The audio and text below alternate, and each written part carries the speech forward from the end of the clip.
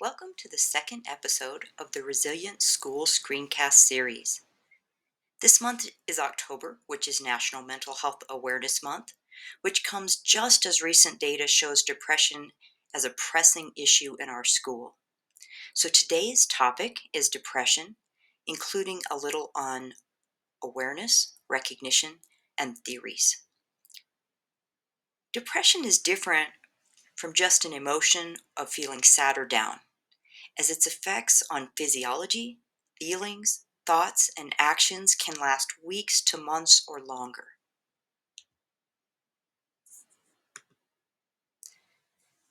The National Institute of Mental Health lists these symptoms of depression: persistent, sad, anxious, or empty mood, feelings of hopelessness or pessimism, irritability, feelings of guilt, worthlessness, or helplessness, loss of interest in or pleasure in hobbies and activities, decreased energy or fatigue, moving or talking more slowly, or feeling restless or having trouble sitting still,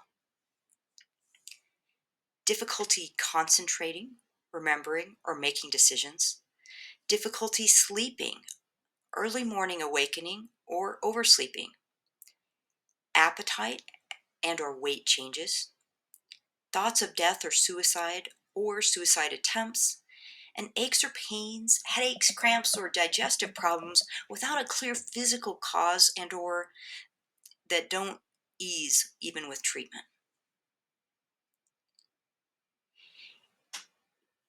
Even though the average depressive episode may resolve within 6 months without treatment, the impact of any period of depression can be significant.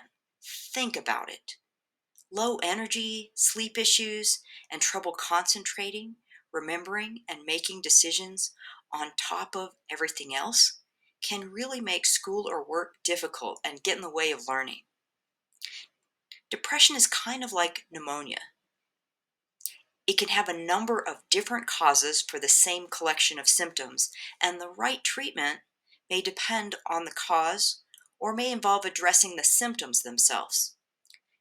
Whether symptom onset is kicked off by physical illness, hormonal or chemical changes, stress, or other factors, things tend to go in a spiral.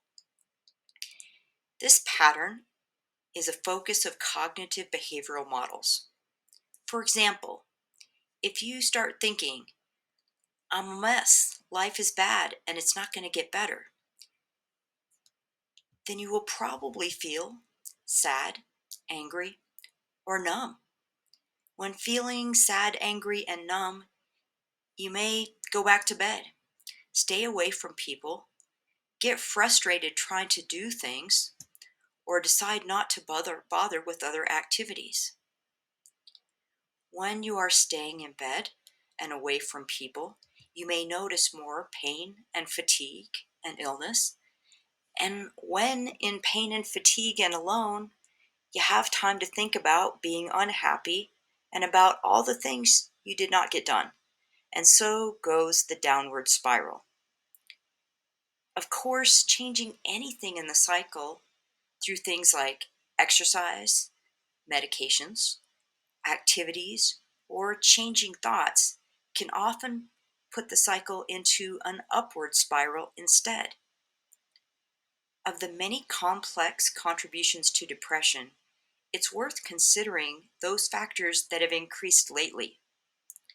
Our school community has faced loss of loved ones and lingering health effects of COVID, periods of social isolation, and many delayed and missed milestones and traditions for the past year and a half.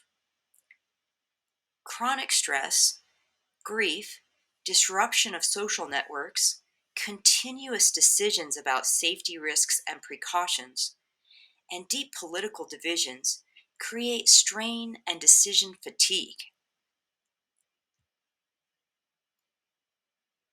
In the late 1960s, a psychologist named Martin Seligman did research on dogs and developed a model of depression known as learned helplessness.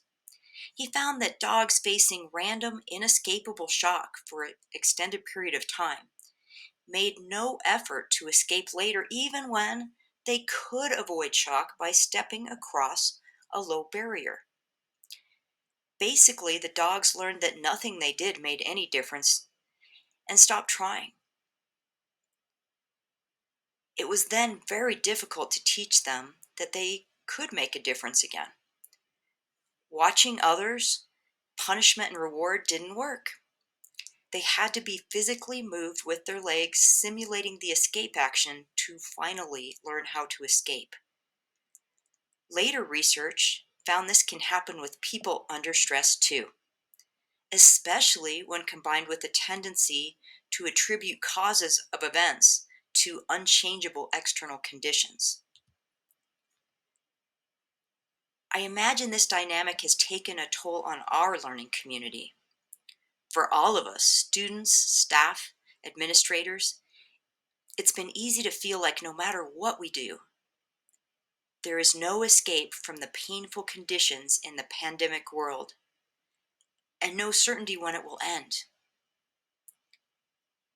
If past research applies, we may really need to make a concerted effort to show our learning community that actions still can and do make a difference and empower them in substantive ways going forward.